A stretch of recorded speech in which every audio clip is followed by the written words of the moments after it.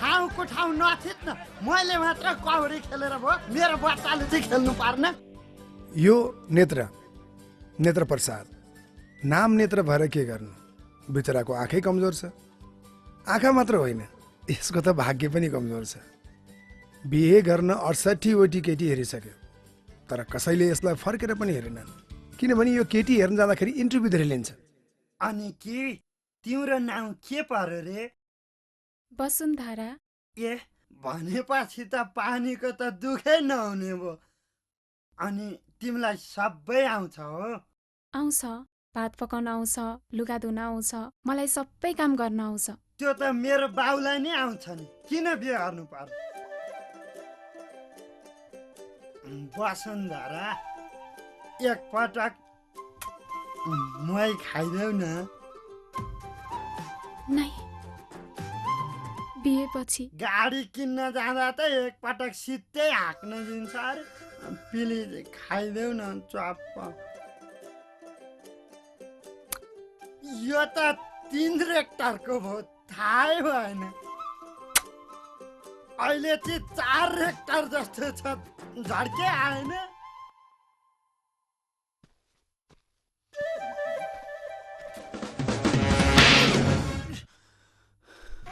8 रेक्टरको भुइँचालो गयो नेत्रे मरिस होइन थुक्का ल्याउँदा तँलाई 12 मासे हिम्मत भए आएर खेले भइहाल्नु आफ्नो त जिउभरि हड्डी हड्डी के खेल्नु कबड्डी कारण हड्डी होइन हब्बी हो जुवा तास यसको हबी स्कुलमा मास्टरले 10 र 1 जोड्दा कति हुन्छ भनेर सोद्धाखेरि गुलाम हुन्छ भनेर धेरै पटक पिटाइ पनि खायो जवान छ तर नाम माग्ने बुढो यसलाई छैन कुनै तरुणीमा आस कारण उही दिनरात जुवा तास ए माग्ने गतिले माछा पऱ्यो कि क्या हो ए माग्ने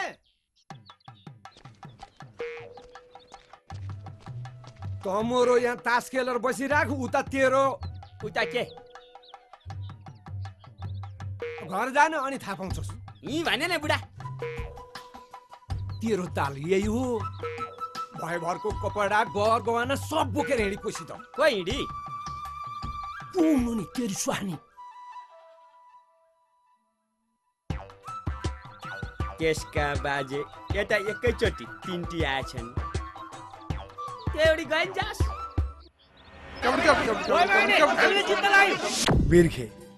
बिर्ख बहादुर परियार असाध्यै मेहनती छ मेहनत गरिरहन्छ एसएलसीमा 2 पल्ट मेहनत गरिसक्यो तर पार लागेन भाग्य चाहिँ यसको गजब छ है यसलाई जिन्दगीमा केही न केही आइपरिरहन्छ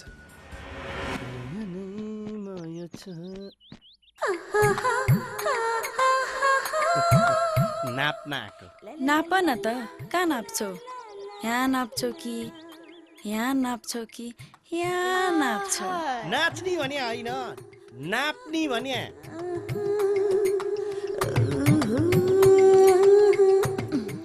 नापौ न त के छ मेरो पुड्के राजा म पनि राजा अहिले फेरि बाले दलितसँग लाग्यो भनेर बजाउला नि बाजा को डराउँछ मेरो पुड्के राजा यसपालि पनि एसएलसी फेल भयो हैन अनि जाँच यता दिन्छौ उता पास कसरी हुन्छौ त अब यता चाहिँ पास हुन्छ हैन त कुन्ने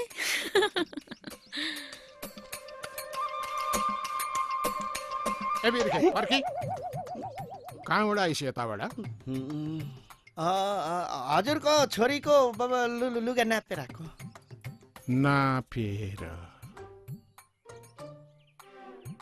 अनि यो पसिना के हो लुगा नापेर आएको कि आगो तापेर आएको अनि पुष्पाजीले के माथि चढ भन्नुभयो रे के भनिस् रुखा माथि चढ भन्नुभयो नासपाती टिप्न बुवा ई यो नासपाती टिप्न रुखमा चढाएको मैले त्यसलाई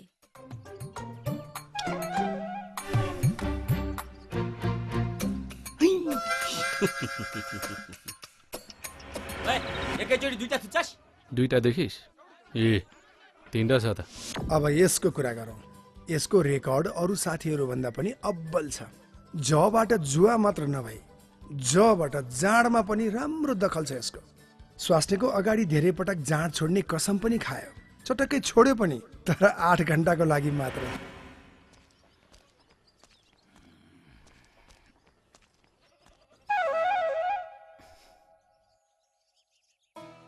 हुँदा हुँदा दिउँसै रक्सी चढाउन थाल्यो होइन? अब नाइट बस हो र राति मात्रै चढाउनलाई।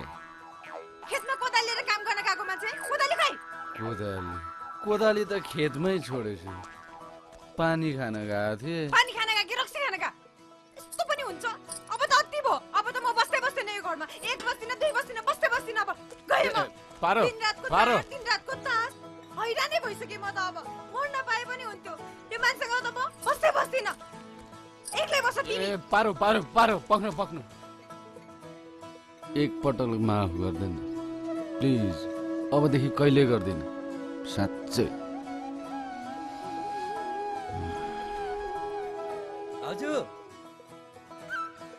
भाउजू यी दोयाको कोदाली खैले 100 रुपियाँ ल्याउनुहोस् न पहिला। किन पैसा? दोयाले बन्दकी राखेको थियो जाँड खान भनेर।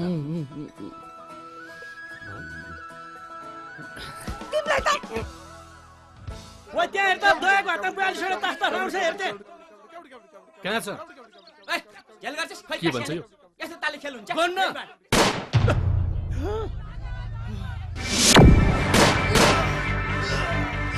ओ लुक पड्कायो तेरो पार्टीले भाग। भागो नि के भागो यो भागो।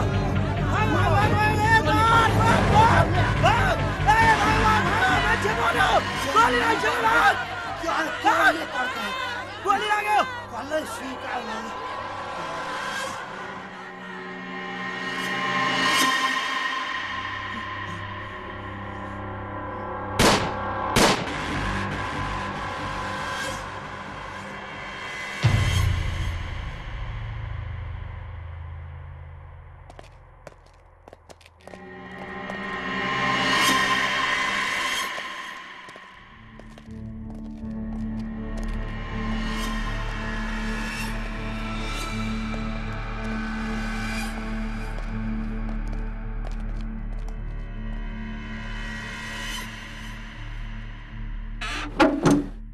आज हाम्रा 2 जना साथीहरू मारिए, भोलि अरू मारिएलान्।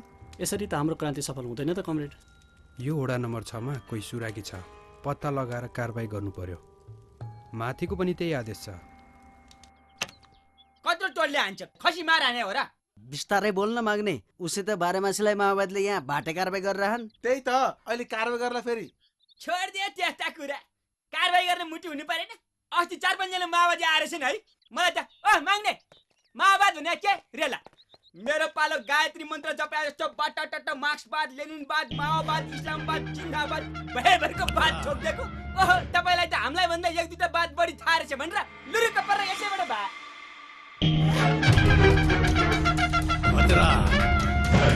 त्यस्तो नि भन्यो होला त काहीँ मैले। यहाँ 2-3 जना मान्छे थिए, देख्नुभयो त कामरेड तपाईँहरूले? कमरेड तास खाउनुहोस् यसलाई। ताता तास अन्यस कमरेड ठुलो कुरा गर्दो रहेछ। कमरेड मुखमा तास कोस्दिनुस्। ल यो तास खा। खा तेरा बाउ खा। चाँडै खा। छिटो निल।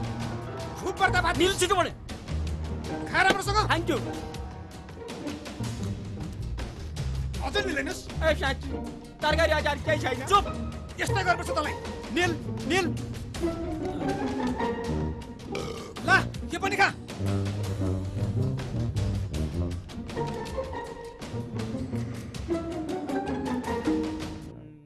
यो चाहिँ सट्टा हो कि क्या हो?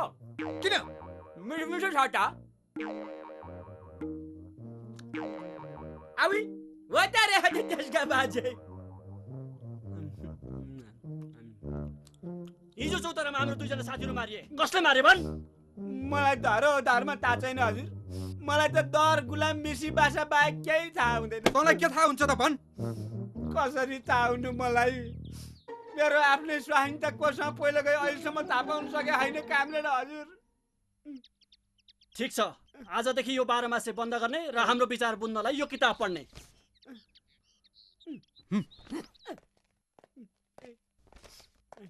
तीनजना आथेर मात्रै एकजना आमा सिङ्गल भिड्दिन्थे। संसारमा सबैभन्दा राम्रो विचार भनेको यो हो। आई माग्ने त खाँदैनस्? खान खा। ए कर नगर यसको आज तास खारै पेट भरिया छ के। अन्त खाइयो भोलि बिहान पो कस्तो आउने होला। हँसाउँछ सालेले। अहिले दया त्यो अन्डा दे त।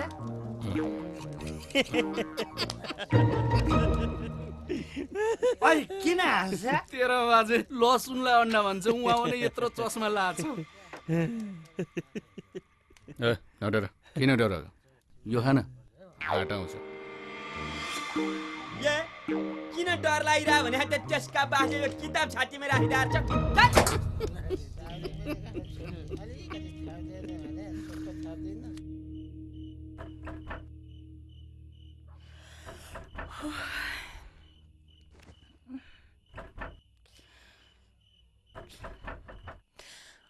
आयो रातको भूत।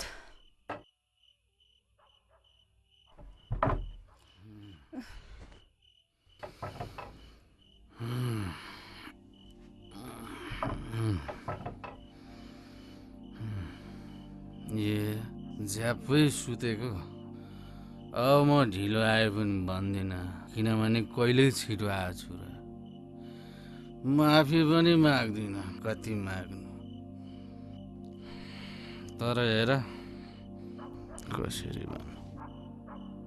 तर हेर पारो, हरेक श्रीमतीले लोग्ने आउँदाखेरि यसरी उता फर्केर सुतो भने नेपालको जनसङ्ख्या स्वाट घटेर कहाँ पुग्ला? नखरा जडिया। के आइलायो? सधैँ जाँड, सधैँ तास, सधैँ त्यही तीनजना साथीहरू। अरू केही चाहिँदैन?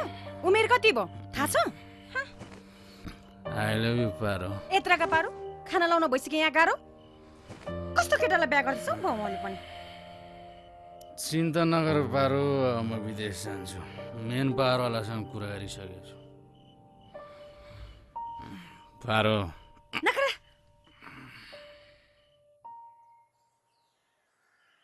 ए बिर्खे के गरिरहे हो त त्यहाँ? देखेनौ यहाँ पढिरह नि। जमिनमा बसेर पढ्यो, सधैँ फेलका फेल, त्यही भएर रुख चढेर पढ्यो नि। यसपालि त एसएलसी पास भए। रुखा चढेर पास हुने भइदिए भए बाँदर जति सबै डाक्टर र इन्जिनियर हुन्थे। अनि सुन, माथि 20 टकाजीका लुगा नाप्न बोला छ। म गएर हुँदैन रे, तै जानु पर्छ रे, जा है। अब नाप्ने नै मैले हो नि बुढा, तिमीले नापेर कहाँ हुन्छ? फित्तै पुरानो भइसक्यो, नम्बर खुइलेर एउटै छैन। आज मैले बोलाएको तलाई म नभएको बेला धेरै पल्ट नापिस् तैले। आज मै भएको बेला नाप्न। छोरी जा नाप्न जा, आज अन्तिम पल्ट नाप। बुझेन यसले? च्यानाकुटी झैँ बरु बाजा बजाउने ठेक्का पनि तैली। अब तैले कहिले नाप्नु पर्दैन। अब नाप्ने नपाउने सबै यसको बुढाले गर्छ। अब त के नाप्न सक्छस्?